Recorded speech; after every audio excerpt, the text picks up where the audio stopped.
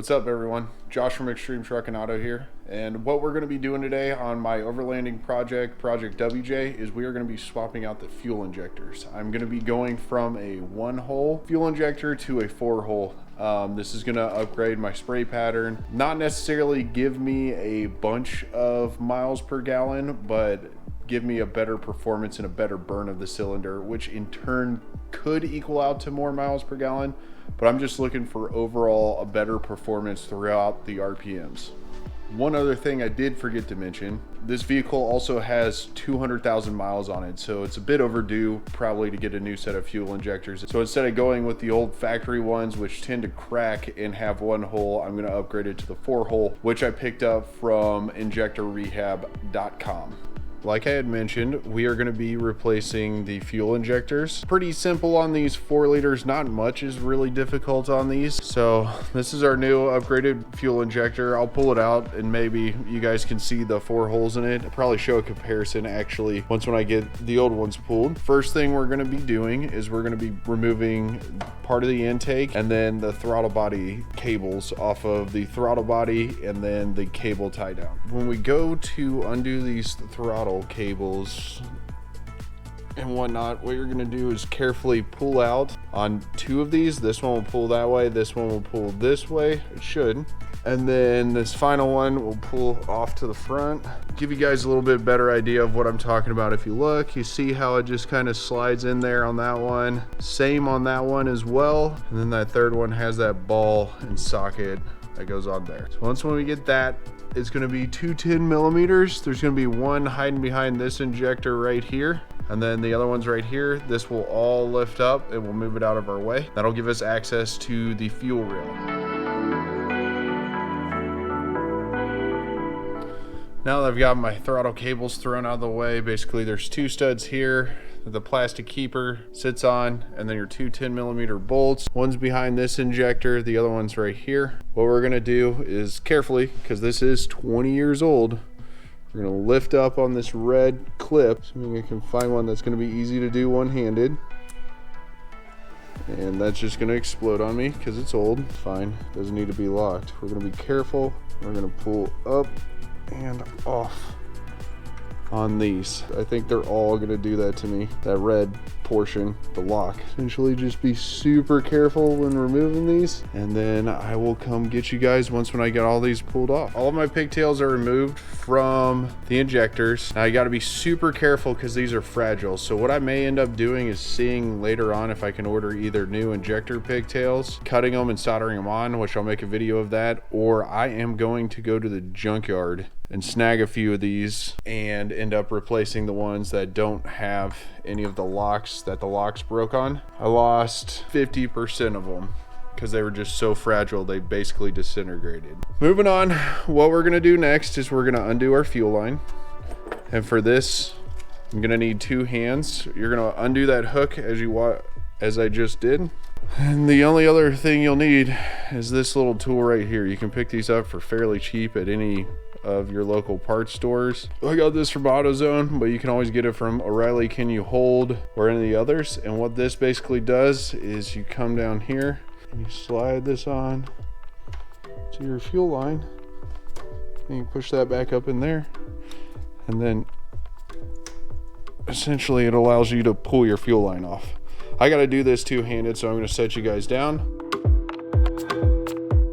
So one key to getting this off, if you notice in here you have these little tabs, is once when you get this tool on, what you're going to do is you're actually going to push that fuel line as far on as you can and then shove this tool in, and what that'll do is allow it to move those tabs up and over this ridge, and you'll be able to pull that fuel line off. Now one thing I didn't show was before I pulled the fuel line, I did the cap. I forgot to mention that you're actually going to bleed the fuel out of here. This is your little fuel pressure release. It's a little Schroeder valve, whatever you want to call it. Similar to like what's in a tire valve stem or in your AC system. You're just going to put a little pressure on there. It's going to relieve the pressure out of the fuel line. And what that allows you to do is to get this off without it blowing up in your face and shooting fuel everywhere and just making everything a general mess. Another thing to do is if you're working in the garage, make sure your garage door is open during this part. It's gonna produce a lot of fuel vapors. Don't wanna be blowing up and waking up your entire family. The next step in this whole process is I'm gonna remove 1, 2, 3, and there's one way back in there. I'm not sure if you guys can see it. Click on the light. Right there. What that's going to allow us to do is to get this fuel rail off. Now I'm expecting a little bit of a fight to pull this off because there is going to be carbon buildup in these. I am going to try to clean as much crud off as I can before. I'm not going to show you guys that process.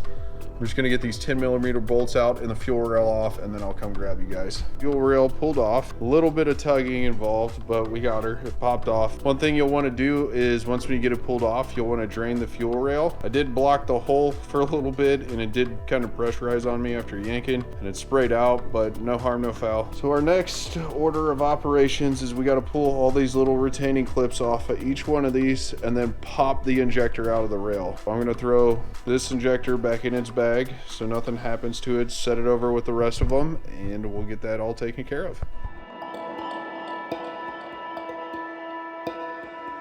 All right, so these took about as much pulling as getting the fuel rail off. It was a little bit of a struggle, but if you notice, I left a few of the gaskets that stayed in there.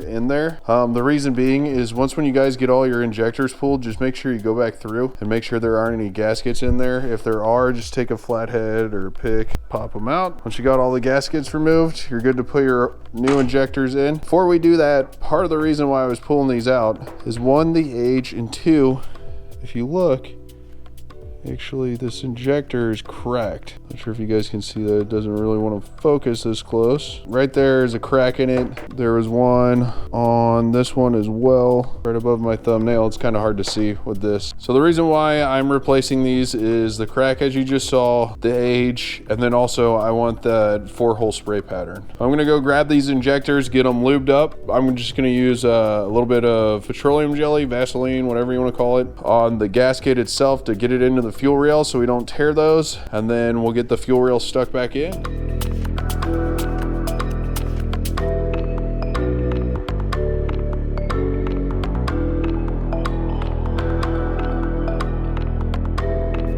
Got all of our fuel injectors installed along with the clips. Now I've heard that some won't take the clips, these do. The next step is I'm going to put the fuel rail back on. I cleaned out as best that I could. We'll slide that rail back in. We'll install the bolts. It'll be on to putting all your electrical connectors, airbox, and all that stuff on.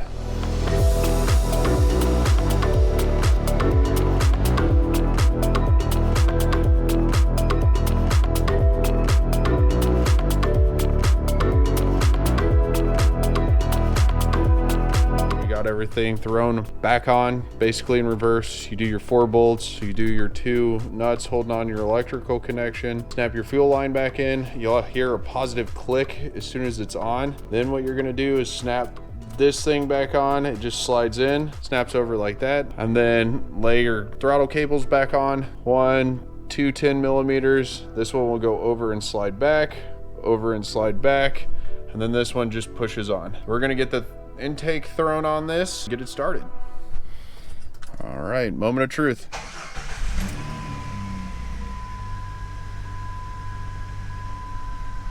Now it might run weird for a second because the computer's trying to figure everything out, so we're just gonna let it sit here and idle for a minute. I'm gonna take it on a test drive. We'll come back. That'll pretty much be it.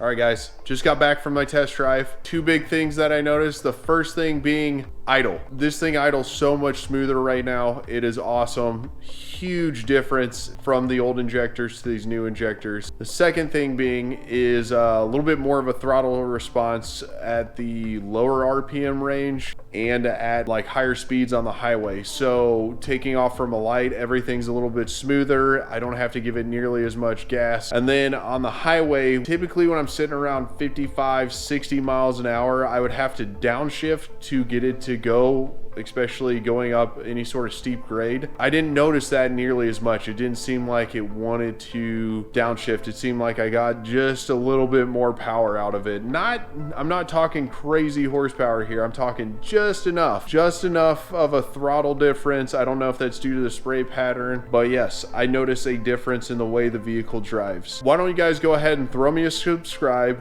and like always, thank you for watching.